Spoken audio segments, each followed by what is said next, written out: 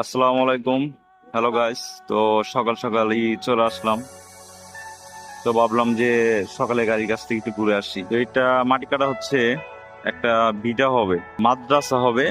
তো ওই পাশে 10 ফিট গভীর করে মাটি নিয়ে আসা হইতেছে। এদিকে মাটি শর্ট পড়বে, ওইদিকে বেশি একটা গভীর করতে পারে নাই। 7 ফিটের মতো গভীর হবে, পানি উঠা পড়ছে। এই পাশে এই পাশে পুরাটা মাদ্রাসা হবে। তো এই যে গাড়ি লং বম করার পরে অনেকটাই সুবিধা।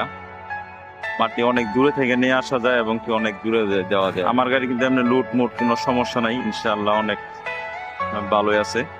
অনেকে বলছে নানান ধরনের কথাবার্তা যে এই সমস্যা হবে ওই সমস্যা হবে। আল্লাহর রহমতে কোনো সমস্যা হয় নাই, আশা করি আর হবেও না। তো ভিডিওটা ভালো লাগলে অবশ্যই আমাদেরকে যে ফলো করে সাথে থাকবে।